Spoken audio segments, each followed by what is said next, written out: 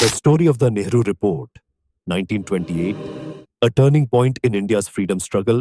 नमस्कार दोस्तों, शिक्षा 121 में आपका स्वागत है।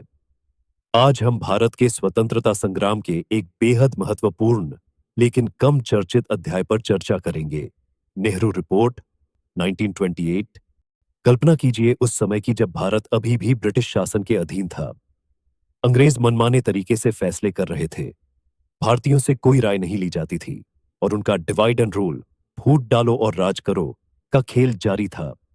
लेकिन फिर कुछ भारतीय नेताओं ने सोचा, अब बहुत हो गया। अगर ब्रिटिश हमें हमारे अधिकार नहीं देंगे तो हम खुद अपना संविधान बनाएंगे।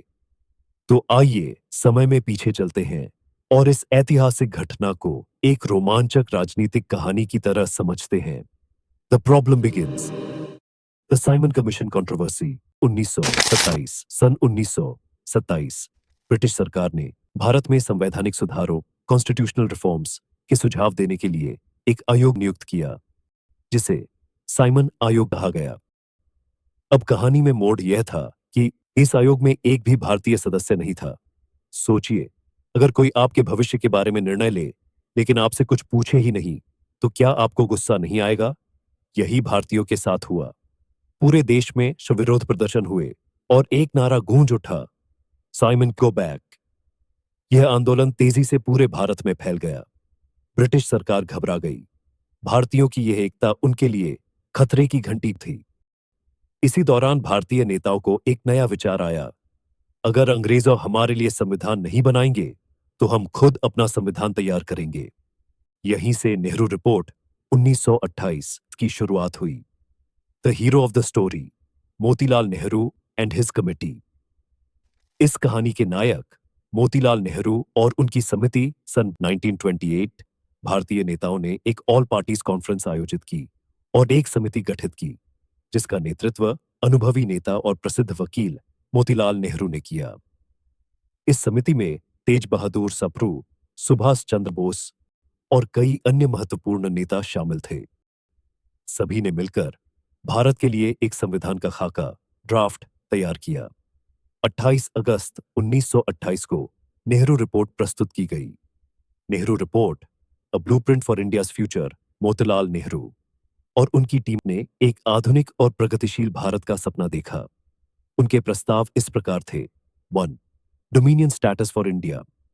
भारत को ब्रिटिश साम्राज्य, ब्रिटिश एम्पायर के अधीन रहकर स्वशासन, सेल्फ गवर्नमेंट का अधिकार मिलना चाहिए। 2. Fundamental rights. सभी भारतीयों को भाषण, धर्म और समानता का अधिकार दिया जाए। 3. सेक्युलरिज्म। सरकार का कोई आधिकारिक धर्म नहीं होगा और सभी धर्मों को समान अधिकार मिलेंगे। 4.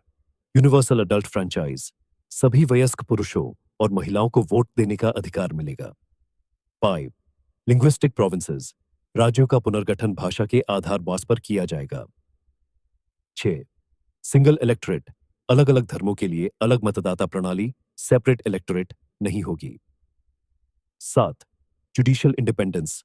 न्यायपालिका, जुडिशरी को स्वतंत्र बनाया जाएगा। यह भारत के लिए एक क्रांतिकारी प्रस्ताव था, लेकिन क्या सभी ने इसे स्वीकार किया? The conflict, who opposed the Nehru report. 1. The British reaction. British सरकार ने इस रिपोर्ट को पूरी तरह से नजरअंदाज कर दिया। वे भारतीयों को अधिक अधिकार देने के पक्ष में नहीं थे।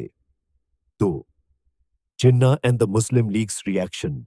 मोहम्मद अली जिन्ना और उनके समर्थक इस रिपोर्ट से नाखुश थे, क्योंकि इसमें मुस्लिम्स के लिए सेपरेट इलेक्टोरेट की मांग को अस्वीकार कर दिया गया था। इसके जवाब में जिन्ना ने 1929 में अपने प्रसिद्ध 14 बिंदुओं प्रस्तुत किए, जिनमें मुस्लिम समुदाय के लिए विशेष अधिकारों की मांग की गई। The aftermath, the road to complete independence. परिणाम, पूर्ण स्वतंत्रता की ओर बढ़ते कदम। अब जरा इस दृश्य की कल्पना कीजिए। भारतीय नेताओं ने बहुत मेहनत करके एक संविधान का प्रारूप, कॉन्स्टिट्यूशन ड्राफ्ट तैयार किया, लेकिन ब्रिटिश सरकार ने इसे ठुकरा दिया। मुस्लिम लीग ने इसका विरोध किया। कांग्रेस के युवा नेताओं ने महसूस किया कि सिर्फ डोमिनियन स्टेटस मांगना बेकार है। यही वजह थी कि जवाहरलाल नेहरू और सुभाष चंद्र बोस जैसे युवा नेताओं ने कहा, हमें सिर्फ स्वशासन सेल्फ गवर्नमेंट नहीं चाहिए, बल्कि पूर्ण स्वतंत्रता चाहिए। इस विचार को 1929 के कांग्रेस के लाहौर सेशन में आधिकारिक रूप से स्वीकार किया गया और फिर महात्मा गांधी ने 1930 में सिविल डिसोबीडेंस मूवमेंट शुरू किया, जिसकी शुरुआत सॉल्ट सत्याग्रह से हुई। Conclusion, why is the Nehru report important? Nehru report 1928 भारतीय स्वतंत्रता संग्राम में एक मील का पत्थर थी। इसने दिखाया कि भारतीय नेता खुद संविधान बना सकते हैं। डोमिनियन स्टेटस की विफलता के बाद पूर्ण स्वतंत्रता, पूर्ण स्वराज की मांग ने जोर पकड़ा। इस रिपोर्ट ने भारत के लोकतांत्रिक और धर्मनिरपेक्ष स्वरूप की नींव रखी। कांग्रेस और मुस्लिम लीग के बीच बढ़ते मतभेदों के कारण यह विभाजन, पार्टीशन का एक प्रमुख कारण बना। हालांकि यह रिपोर्ट उस समय स्वीकार नहीं की गई, लेकिन इसने 1950 में भारत के संविधान, इंडियन कॉन्स्टिट्यूशन को आकार देने में महत्वपूर्ण भूमिका निभाई। फाइनल थॉट, इतिहास सिर्फ तारीखों और घटनाओं का संग्रह नहीं है, बल्कि यह उन महान लोगों की कहानी है जिन्होंने हमारे भविष्य को आकार दिया। नेहरू रिपोर्ट 1928 भले ही सफल न हुई हो, लेकिन इसने स्वतंत्रता संग्राम को नई दिशा दी।